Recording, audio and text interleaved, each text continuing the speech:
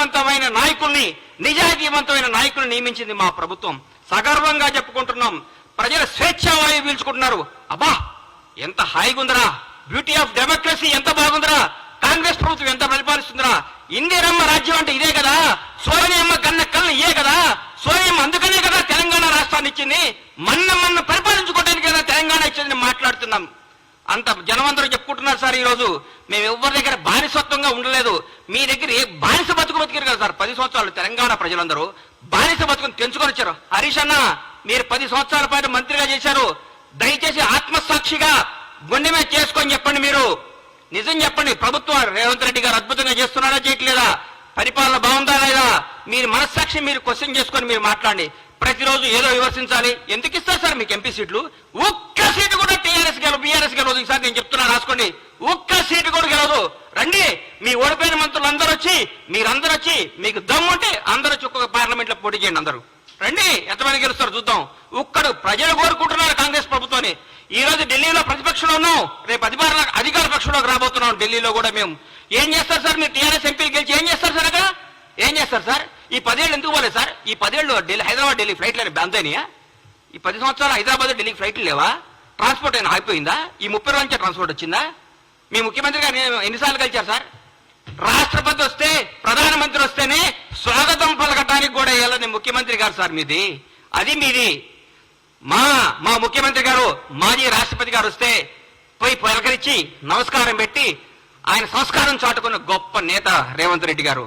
రేవంత్ రెడ్డి గారు యువకుడు, ఉత్సాహవంతుడు, ప్రజల కోసమే, ప్రజా శ్రేయస్సు కోసమే, ప్రజల బాగోగుల కోసమే, తెలంగాణ ప్రజల కోసం పోరాడుతున్న వ్యక్తి ముఖ్యమంత్రి గారు. ఆయనను పట్టుకొని ఆయన పిసిసి అధ్యక్షుడిగా ఉన్నప్పుడు ఏం చేశారు, పిసిసి అది లేనప్పుడు ఏం చేశారు? విమర్శిస్తారు సార్, విమర్శిస్తారు.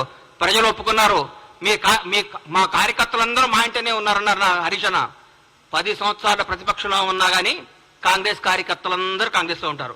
ఈ రోజు ఏ పార్టీ కార్యకర్తలు అధికారం ఉన్నా లేకపోయినా ఒక కార్యకర్తలు అంటూ ఉంటారు.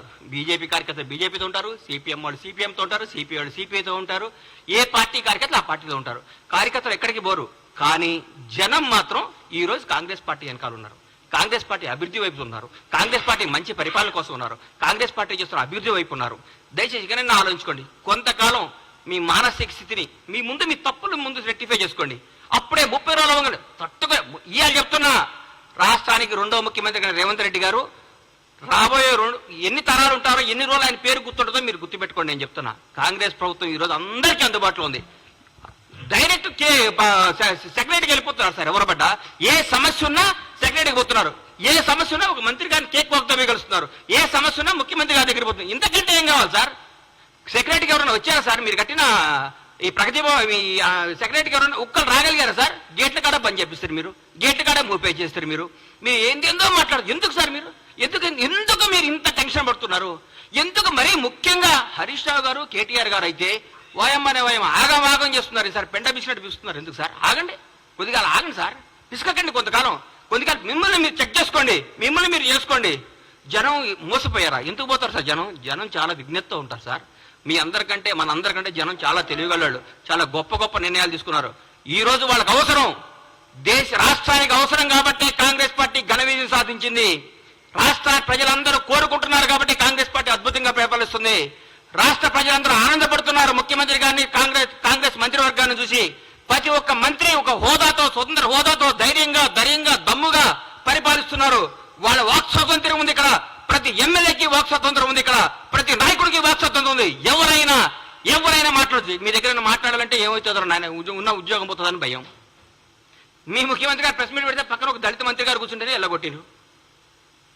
మేము మా బ్యూటీ చూడండి.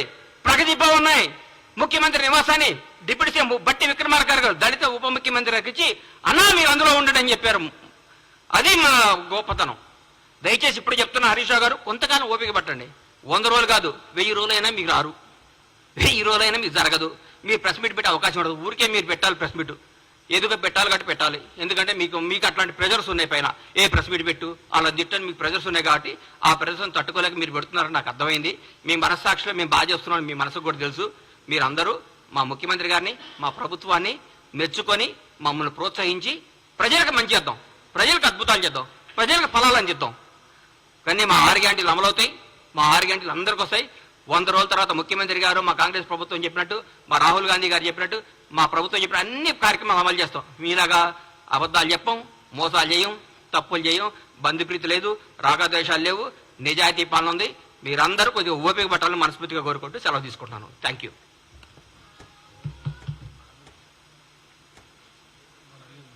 అన్న ఏమైనా అడిగేది ఉంటే చెప్పండి అన్న, చెప్తా. థ్యాంక్ యూ అన్న, నమస్తే.